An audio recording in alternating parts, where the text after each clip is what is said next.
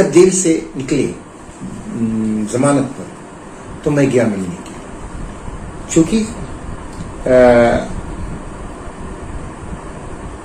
शहाबुद्दीन के अंदर भी ये सोच थी, ये फिक्र था कि कैसे बिहार के मुस्लिम नौजवानों को यूनाइट कर करके हम एक अपना प्रेशर ग्रुप बना के रखे, ताकि हम हमारा कोई वजूद, कोई हैसियत, कोई वक़ार हमारा बने।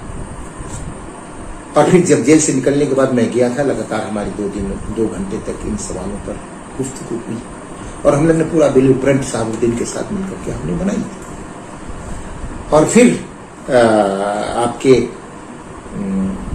सुप्रीम कोर्ट राज्य सरकार के जाने के कारण वो फिर जेल चले गए।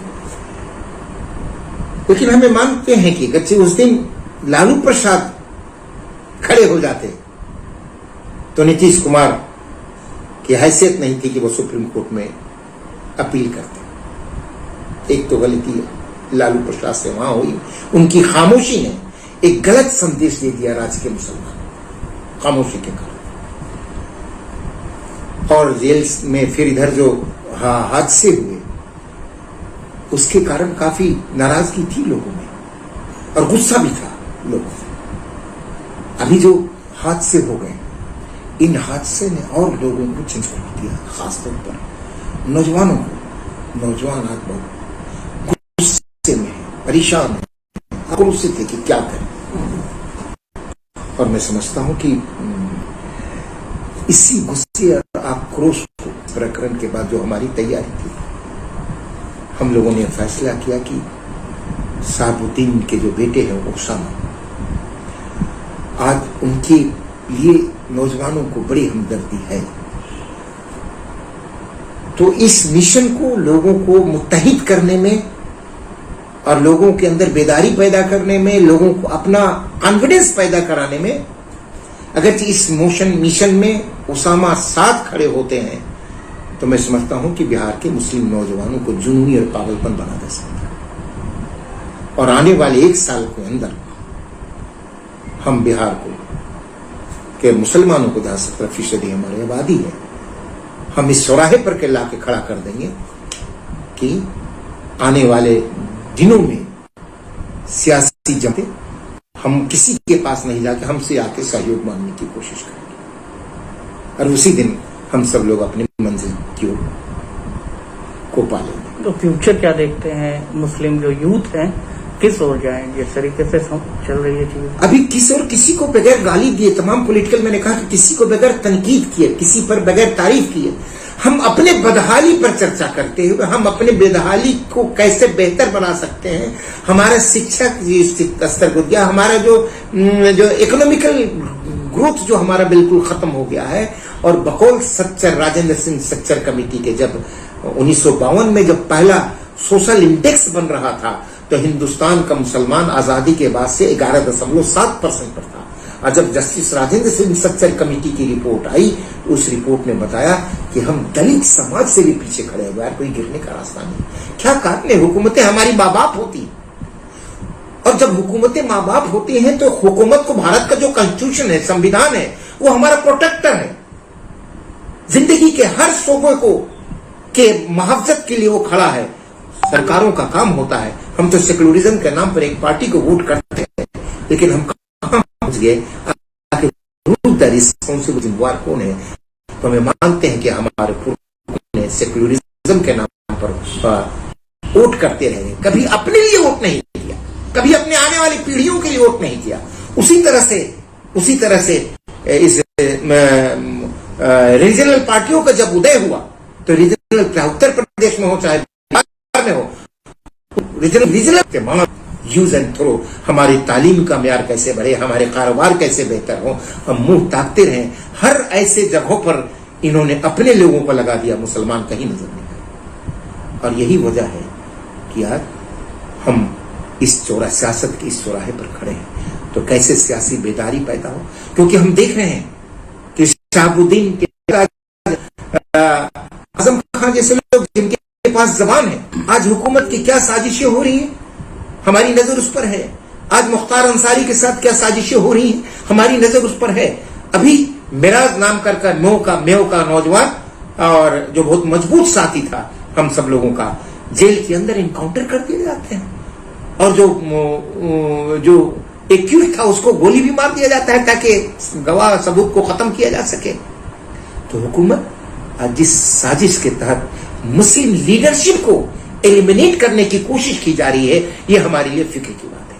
इसलिए इस लीडरशिप के बाद जो सबसे बड़ी ताकत है, जो गांव में कस्बों में नौजवानों का, उन नौजवानों के अंदर ये मैसेज, ये संदेश देके कि अब तुम्हें अपनी फिक्र खुद करनी होगी, तुम्हें अपना रास्ता खुद तलाश करना होगा, तुम्हें खुद अपनी शिक्षा के तालीम के लिए ऐसे माहौल बनाने होंगे ताकि आने वाली पीढ़ियां हमें ये ना कहे कि हमारे लोगों ने हमें इस हालात में लाके छोड़ दिया कि साथी के सहारे।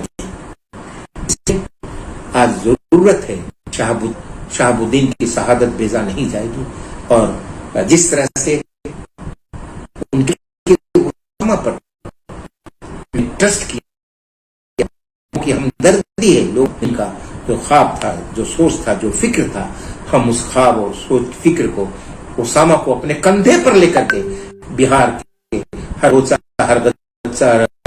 होसे में हम घूमेंगे और नौजवानों ने जोश ने जज्बा पर। शहाबुद्दीन जब जेल से निकले जमानत पर, तो मैं गया मिलने के, क्योंकि शहाबुद्दीन के अंदर भी ये सोच थी, ये फिक्र था कि कैसे बिहार के मुस्लिम नौजवानों को यूनाइट कर करके हम एक अपना प्रेशर ग्रुप बना के रखे ताकि हमारा कोई वजूद, कोई हैसियत, कोई वक़ार हमारा बने।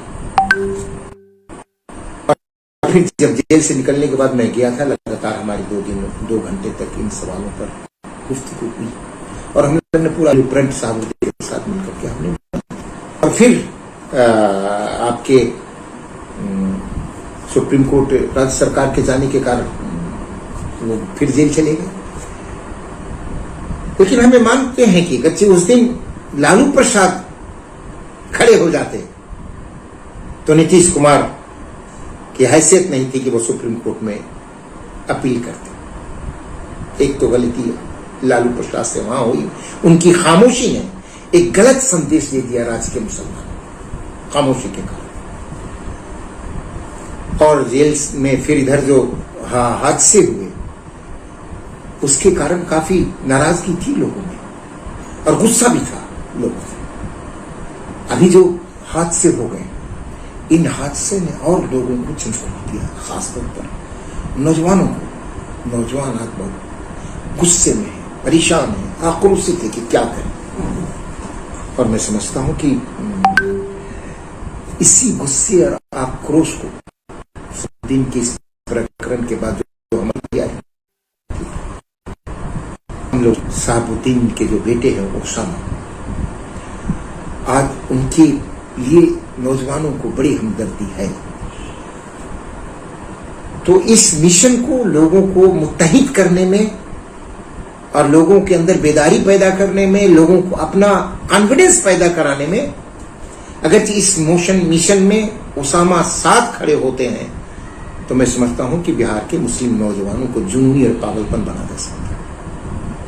और आने वाले 1 साल के अंदर हम बिहार को के मुसलमानों को 17% हमारी आबादी है, हम इस चौराहे पर के लाके खड़ा कर देंगे कि आने वाले दिनों में सियासी जमातें हम किसी के पास नहीं जाके हमसे आके सहयोग मांगने की कोशिश करें, और उसी दिन हम सब लोग अपनी मंजिल की ओर को पालेंगे। तो फ्यूचर क्या देखते हैं, मुस्लिम जो यूथ हैं किस ओर जाएं जिस तरीके से चल रही है चीज? अभी किस और किसी को बगैर गाली दिए, तमाम पॉलिटिकल, मैंने कहा कि किसी को बगैर तनकीद किए, किसी पर बगैर तारीफ किए, हम अपने बदहाली पर चर्चा करते हुए हम अपने बदहाली को कैसे बेहतर बना सकते हैं, हमारा शिक्षा स्तर को दिया, हमारा जो इकोनॉमिकल ग्रोथ जो हमारा बिल्कुल खत्म हो गया है। और बकौल सच्चर राजेंद्र सिंह सच्चर कमेटी के जब 1952 में जब पहला सोशल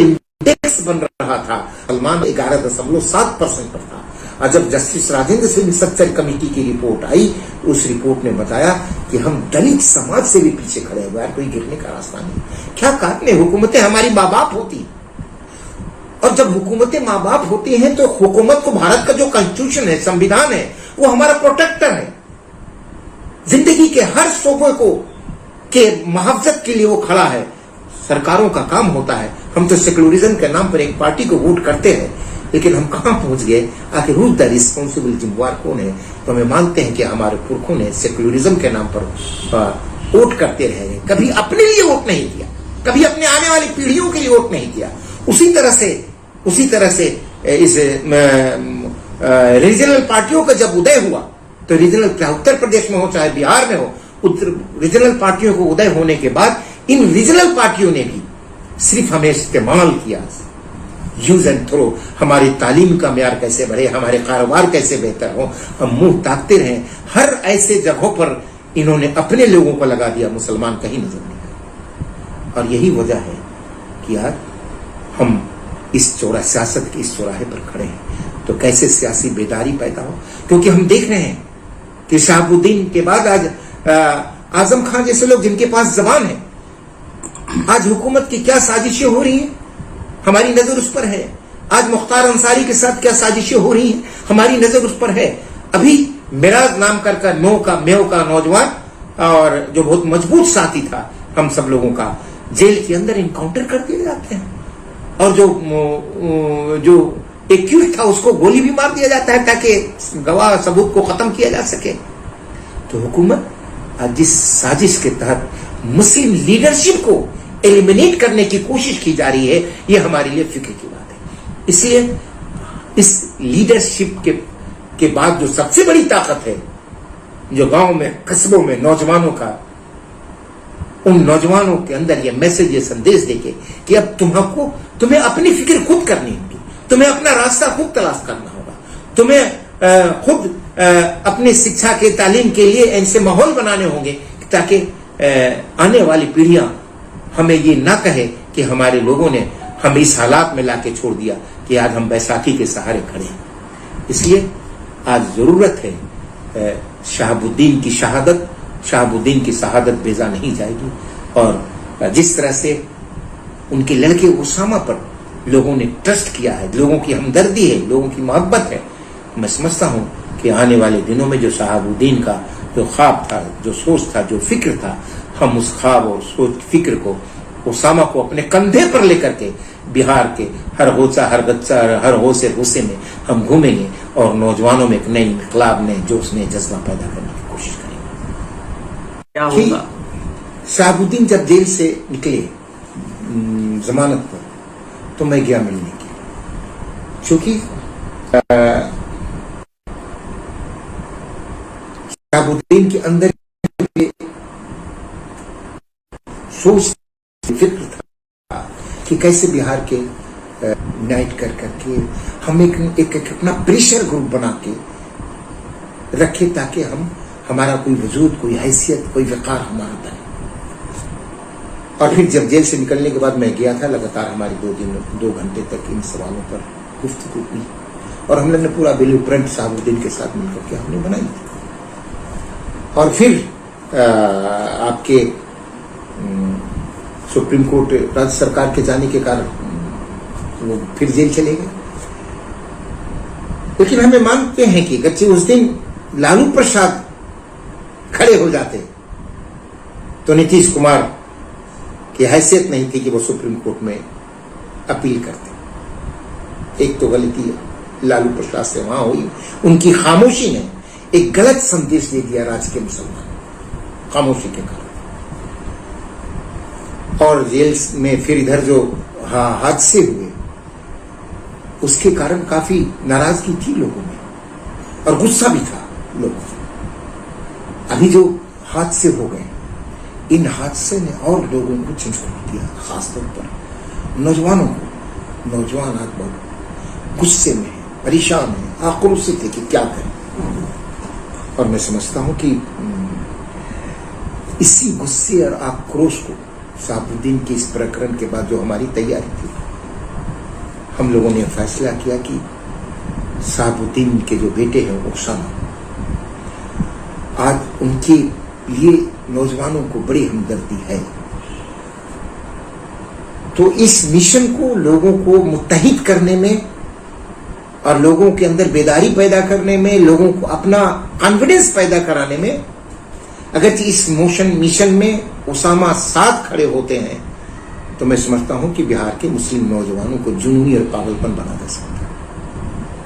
और आने वाले 1 साल के अंदर हम बिहार को के मुसलमानों को 70% हमारी आबादी है, हम इस चौराहे पर के लाके खड़ा कर देंगे कि आने वाले दिनों में सियासी जमातें हम किसी के पास नहीं जाके हमसे आके सहयोग मांगने की कोशिश करेंगे और उसी दिन हम सब लोग अपनी मंजिल की ओर को पालेंगे। तो फ्यूचर क्या देखते हैं, मुस्लिम जो यूथ है किस ओर जाएं जिस तरीके से चल रही है चीज? अभी किस और किसी को बगैर गाली दिए, तमाम पॉलिटिकल, मैंने कहा कि किसी को बगैर तनकीद किए, किसी पर बगैर तारीफ किए, हम अपने बदहाली पर चर्चा करते हुए हम अपने बदहाली को कैसे बेहतर बना सकते हैं, हमारा शिक्षा स्तर को दिया, हमारा जो इकोनॉमिकल ग्रोथ जो हमारा बिल्कुल खत्म हो गया है।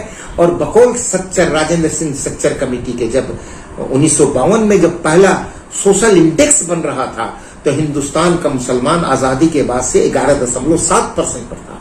और जब जस्टिस राजेंद्र सिंह कमेटी की रिपोर्ट आई, उस रिपोर्ट ने बताया कि हम दलित समाज से भी पीछे रहे, यार कोई गिरने का रास्ता नहीं। क्या कारण है? हुकूमतें हमारी माँ बाप होती, और जब हुकूमतें माँ बाप होती हैं तो हुकूमत को भारत का जो कॉन्स्टिट्यूशन है, संविधान है, वो हमारा प्रोटेक्टर है। जिंदगी के हर शोबे को के मुहावजत के लिए वो खड़ा है।